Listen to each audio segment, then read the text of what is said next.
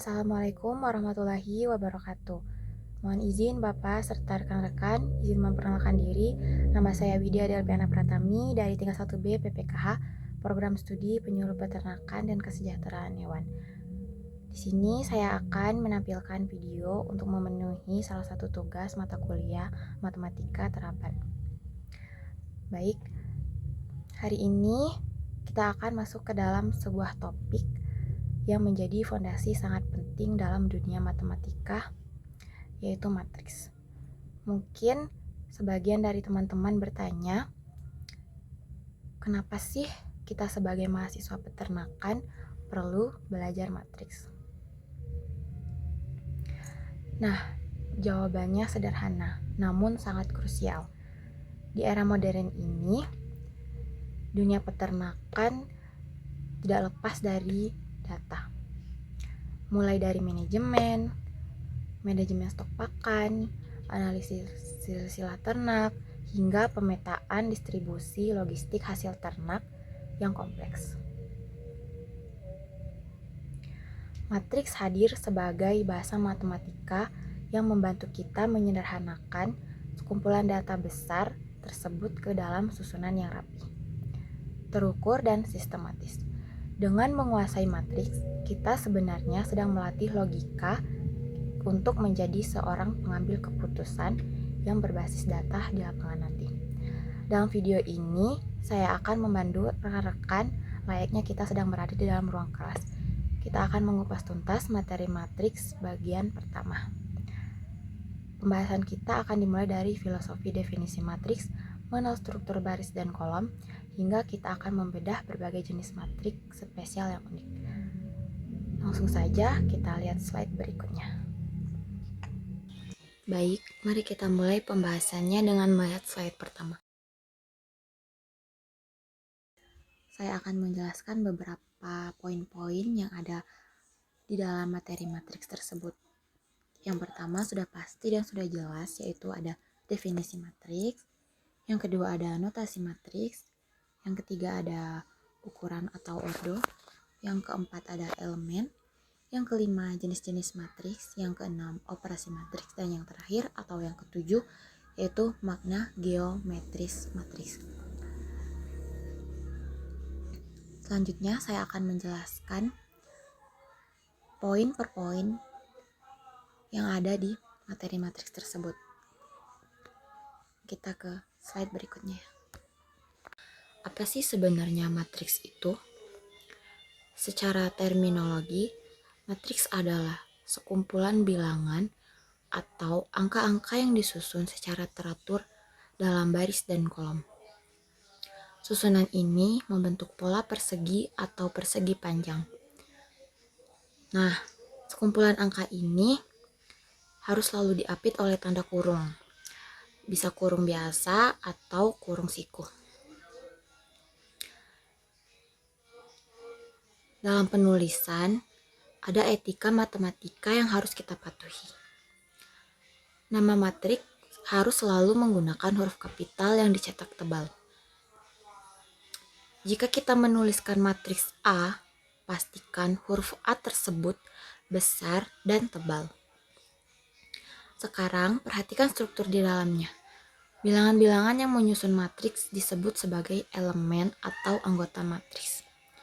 Elemen ini memiliki identitas berupa indeks, baris, dan kolom.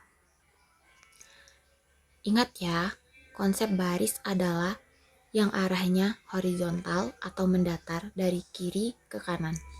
Sedangkan kolom adalah yang arahnya vertikal atau tegak dari atas ke bawah.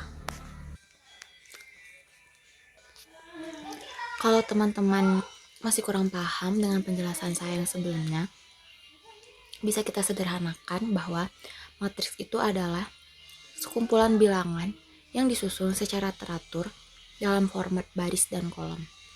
Susunannya ini biasanya dibatasi oleh kurung biasa atau kurung siku. Nanti pada slide berikutnya saya akan berikan contoh bagaimana bentuk matriks itu. Nah, di dalam matriks itu ada beberapa komponen utama yang membentuk sebuah matriks. Yang pertama ada elemen atau entry, yang kedua ada baris, yang ketiga ada kolom, dan yang keempat ada ordo. Elemen atau entry adalah bilangan-bilangan yang mengisi matriks tersebut. Baris adalah susunan elemen yang arahnya horizontal atau mendatar. Sedangkan kolom, susunan elemen yang arahnya vertikal atau tegak lurus. Dan yang terakhir ada ordo atau ukuran. Ordo adalah pernyataan jumlah baris dan kolom. Jika matriks memiliki M baris dan N kolom, maka ordonya ditulis M dikali N. Matriks bukan sekadar tumpukan angka, tetapi di dalamnya terdapat matematika dan teknik. Ia digunakan untuk yang pertama, menyelesaikan sistem persamaan linear. Dengan kita memahami cara penyelesaian matriks, maka akan memudahkan kita dalam memperhitungkan variabel yang banyak sekaligus. Dan yang kedua, kegunaannya adalah transformasi geometri. Digunakan dalam grafika komputer untuk memutar atau rotate, memperbesar atau scale, atau menggeser, translate, menggeser suatu objek. Dan yang terakhir adalah representasi data. Representasi data dapat mengorganisir data statistik atau informasi kompleks agar lebih mudah diolah oleh komputer. Pada slide ini saya akan memberikan contoh bentuk matriks. Misalkan kita memiliki matriks A berukuran 2 dikali 3. Berarti 2 baris dan 3 kolom. Di sini ada A sama dengan 251408. Itu berarti baris pertama berisi angka 2, 5, dan 1. Kolom kedua berisi angka 5 dan 0. Elemen A21. Baris 2, kolom 1 adalah angka 4. Pada slide ini saya akan menjelaskan apa itu notasi matriks. Notasi matriks adalah cara standar untuk menuliskan dan mengidentifikasi struktur serta isi dari sebuah matriks agar tidak tertukar dengan angka atau variabel biasa. Atau secara paling sederhana, bayangkan matriks seperti rak kotak atau tabel yang berisi angka-angka. Ada 3 hal utama yang perlu kamu ingat untuk memahami notasinya. Yang pertama ada nama matriks. Matriks selalu dilambangkan dengan huruf kapital atau huruf besar. Dalam buku teks, seringkali dicetak dengan huruf tebal. Contoh A, B, C, dan M. Yang kedua ada elemen matriks. Angka-angka di dalam matriks disebut elemen. Notasi untuk elemen menggunakan huruf kecil yang sama dengan nama matriksnya, diikuti oleh 2 angka indeks. Contoh A, I, J.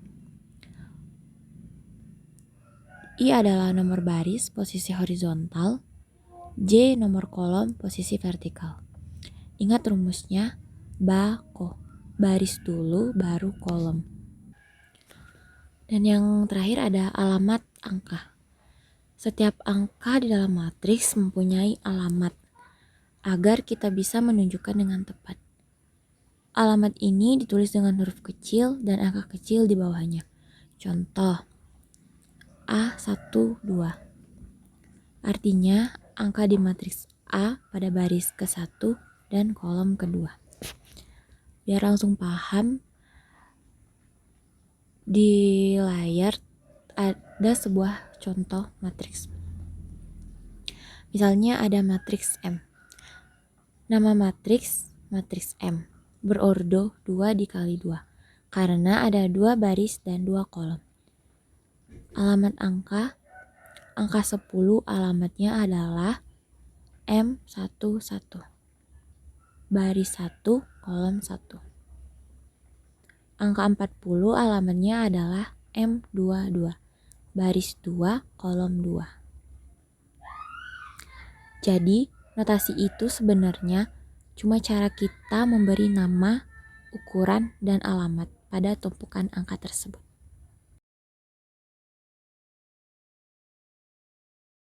Slide selanjutnya adalah ukuran atau ordo. Ukuran atau ordo adalah cara kita menyebutkan kapasitas atau dimensi dari sebuah matriks. Sederhananya, ordo memberitahu kita seberapa besar matriks tersebut. Cara menentukannya sangat mudah. Kamu cukup menghitung jumlah baris dan jumlah kolomnya. Aturan bakunya adalah ordo sama dengan jumlah baris dikali jumlah kolom. Ingat urutannya ya, baris dulu yang mendatar, baru kolom yang tegak. Nah, di sebelahnya ada contoh cara menghitung. Yang pertama ada matriks horizontal. Barisnya ada 1 mendatar, kolomnya ada 2 tegak, ordonya 1 dikali 2, yaitu 5 dan 8. Yang kedua ada matriks kotak atau bujur sangkar.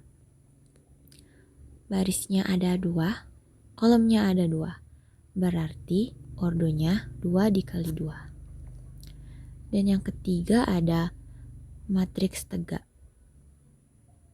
Barisnya ada 2, kolomnya ada 1. Berarti ordonya 2 dikali 1.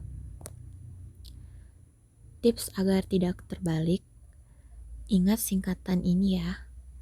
BAKO, baris dikali kolom. Teman-teman bisa membayangkan sedang melihat bangunan.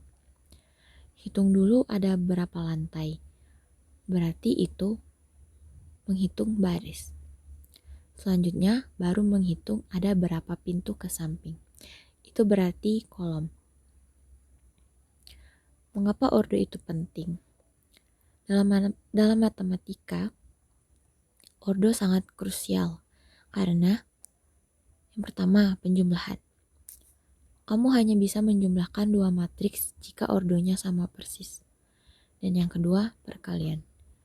Ada aturan khusus di mana jumlah kolom matriks pertama harus sama dengan jumlah baris matriks kedua. Selanjutnya adalah pengertian elemen. Sederhananya, elemen atau sering disebut entry adalah angka-angka atau anggota-anggota yang mengisi sebuah matriks. Jika matriks kita ibaratkan sebagai sebuah apartemen, maka elemen adalah orang-orang yang tinggal di dalam kamar-kamar apartemen tersebut. Setiap elemen memiliki alamat yang spesifik berdasarkan posisi baris dan kolomnya.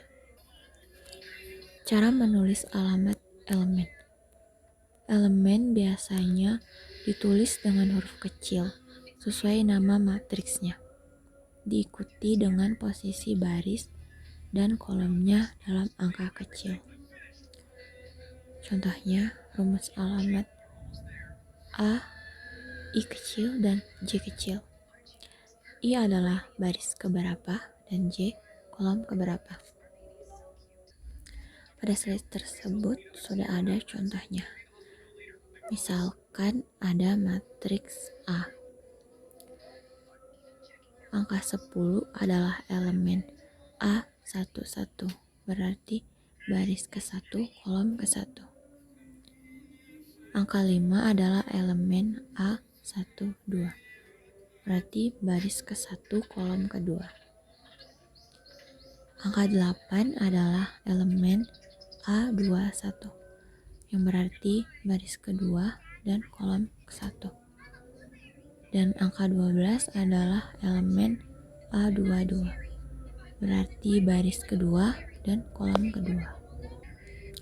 Ada 3 hal penting tentang elemen. Yang pertama, jenis isi.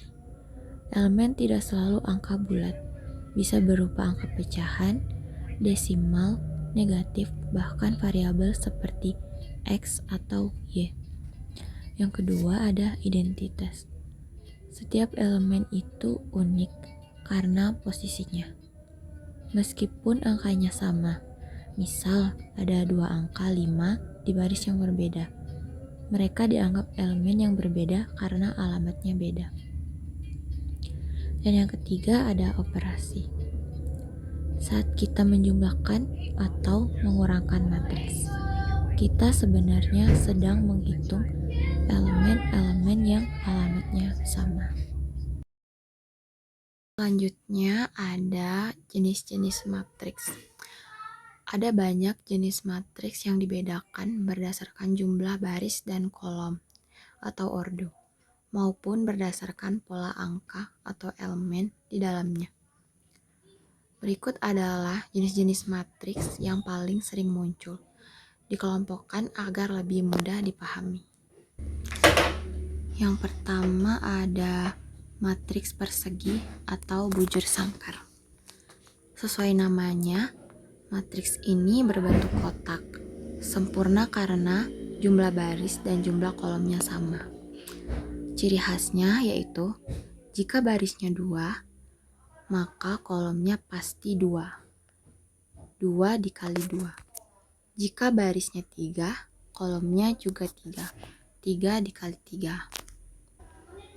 Contohnya ada pada slide yang sudah saya tampilkan. Yang kedua ada matriks baris. Matriks ini hanya memiliki satu baris saja. Bentuknya memanjang ke samping atau horizontal. Ciri khasnya, berapapun kolomnya, barisnya tetap satu. Yang ketiga ada matriks kolom. Kebalikan dari matriks baris. Matriks ini hanya memiliki satu kolom saja. Bentuknya tegak lurus ke bawah, vertikal. Ciri khasnya, berapapun barisnya, kolomnya tetap satu. Dan yang keempat ada matriks 0. Matriks yang seluruh elemennya adalah angka 0. Ciri khasnya, tidak peduli berapapun ordonya, semua isinya adalah 0. Biasanya dilambangkan dengan huruf O. Yang kelima ada matriks diagonal.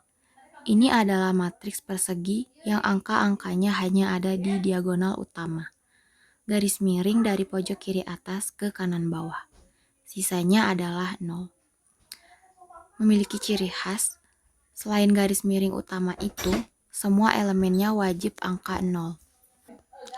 Dan yang keenam atau yang terakhir, yaitu matriks identitas. Biasanya ini disebut kakak dari matriks diagonal. Bedanya, semua angka di diagonal utamanya harus angka 1. Ciri khasnya, diagonal utamanya berisi angka 1, sedangkan elemen lainnya 0. Biasanya dilambangkan dengan huruf I. Dalam matematika, matriks ini fungsinya mirip seperti angka 1 pada perkalian biasa. Biar lebih mudah dipahami, ringkasannya seperti ini. Persegi berarti baris sama dengan kolom. Matriks baris cuma satu baris atau datar. Matriks kolom cuma satu kolom, tegak. Matriks 0 isinya adalah semua angka 0. Matriks diagonal angkanya cuma ada di garis miring. Dan matriks identitas garis miringnya isinya angka 1 semua. Selanjutnya kita masuk ke operasi matriks. Setelah memahami jenis-jenisnya, sekarang kita masuk ke cara menghitung. Operasi matriks memiliki aturan yang sedikit berbeda dengan bilangan biasa. Berikut adalah 3 operasi dasar yang paling penting. Yang pertama, ada penjumlahan dan pengurangan. Aturannya sangat ketat. Ordo atau ukuran kedua matriks harus sama persis. Jika ukurannya beda, mereka tidak bisa dijumlahkan atau dikurangkan. Nah, untuk cara menghitungnya, cukup jumlahkan atau kurangkan elemen yang posisinya sama atau alamatnya sama. Di sini saya akan memberikan salah satu contoh soal penjumlahan.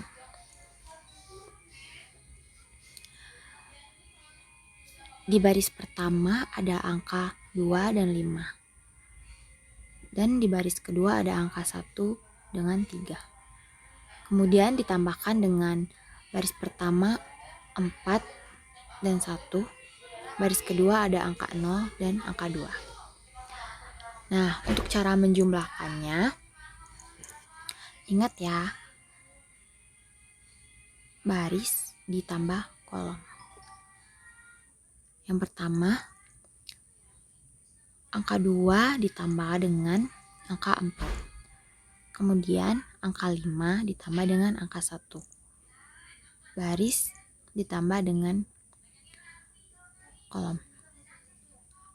Kemudian angka 1 ditambah dengan angka 0 dan angka 3 ditambah dengan angka 2. Kemudian tinggal dijumlahkan satu persatu. 2 ditambah 4, 6. 5 ditambah 1, 6. 1 tambah 0, 1. Dan 3 ditambah 2, 5. Dan yang kedua ada perkalian skalar. Angka biasa dikali matriks. Ini adalah operasi yang paling mudah. Kita tinggal mengalihkan sebuah angka atau skalar ke setiap elemen yang ada di dalam matriks. Cara menghitungnya, kalikan angka di luar ke semua penghuni di dalam kolom. Contohnya, 3 dikali, di situ ada angka 1, angka 4, angka 2, dan angka 0. Untuk cara mengalihkannya, kita kalikan satu persatu di setiap angka. Contoh, 3 dikali 1, 3 dikali 4, 3 dikali 2, dan 3 dikali 0. Kemudian hasilnya tinggal dijumlahkan satu persatu. Dan yang ketiga ada perkalian matriks dengan matriks. Ini adalah bagian yang paling menantang. Kita tidak bisa langsung mengalihkan elemen yang posisinya sama. Syaratnya, jumlah kolom matriks pertama harus sama dengan jumlah baris matriks kedua. Cara menghitungnya, gunakan prinsip baris dikali kolom. Kamu mengalihkan elemen di baris matriks pertama dengan elemen di kolom matriks kedua, lalu menjumlahkan hasilnya. Visualisasinya adalah baris pertama matriks A bertemu dengan kolom pertama matriks B. Kemudian yang keempat ada transpos matriks.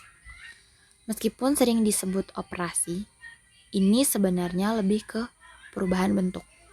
Untuk cara menghitungnya, tukar posisi baris menjadi kolom dan kolom menjadi baris. Di slide tersebut sudah saya berikan contoh, teman-teman bisa perhatikan saja ya. Karena kita hanya mengubah baris menjadi kolom dan kolom menjadi baris. Nah, teman-teman, ada satu tips belajar. Untuk penjumlahan atau pengurangan, teman-teman ingat saja, posisi yang sama dihitung bersama. Untuk perkalian matriks, ingat gerakan mendatar atau baris, ketemu tegak, kolom. Nah, jadi teman-teman, kita masuk ke pembahasan terakhir, yaitu makna geometris matriks. Nah, makna geometris matriks adalah salah satu konsep paling keren di matematika, karena mengubah angka-angka statis menjadi gerakan. Secara geometris, matriks bukan sekadar tabel angka, melainkan sebuah transformasi linear atau mesin pengubah bentuk. Matriks berfungsi untuk memindahkan, mengubah, atau memutar posisi titik-titik vektor dalam sebuah ruang. Nah, berikut ada beberapa penjelasan sederhananya. Yang pertama, matriks sebagai instruksi gerak. Bayangkan kamu punya sebuah gambar di layar komputer. Ketika kamu mengalihkan koordinat titik-titik tersebut dengan sebuah matriks, gambar itu akan berubah. Yang pertama, scaling atau penskalaan. Gambar jadi membesar atau mengecil. Yang kedua, rotation atau rotasi. Gambar berputar pada titik pusat. Yang ketiga ada sharing atau geseran.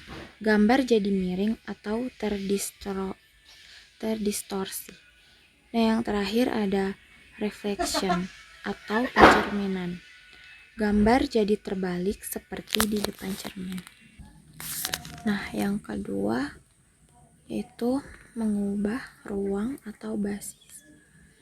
Setiap kolom dalam sebuah matriks sebenarnya memberitahu kita kemana arah baru dari sumbu standar kita, X dan Y.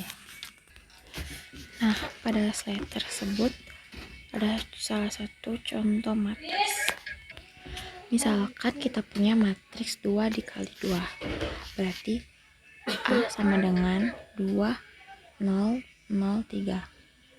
Angka 2 di kolom pertama artinya sumbu X yang tadinya panjangnya 1 sekarang ditarik jadi panjangnya 2. Angka 3 di kolom kedua artinya sumbu Y yang tadinya panjangnya 1 sekarang ditarik jadi panjangnya 3. Hasilnya, objek apapun yang masuk ke matriks ini akan melebar 2 kali lipat secara horizontal dan memanjang 3 kali lipat secara vertikal. Yang terakhir ada contoh sederhana dalam kehidupan nyata. Yang pertama ada filter Instagram. Saat kamu memakai filter yang mengubah bentuk wajah atau perspektif foto, ada operasi matriks yang bekerja di belakang layar untuk memindahkan setiap pixel ke posisi baru. Yang kedua ada video game. Saat karaktermu berputar atau bergerak maju, komputer terus-menerus mengalihkan koordinat karakter tersebut dengan matriks transformasi agar gerakannya terlihat mulus. Jadi kesimpulannya adalah secara angka, matriks adalah tabel. Secara geometris, matriks adalah aksi atau gerakan. Jika kamu melihat matriks, jangan hanya bayangkan angka di dalam kurung, tapi bayangkan sebuah ruang yang sedang ditarik, diputar, atau dilipat. Baik teman-teman, akhirnya selesai juga pembahasan kita tentang materi matriks hari ini. Ternyata kalau kita bahas pelan-pelan, materinya nggak sesulit yang dibayangkan kan?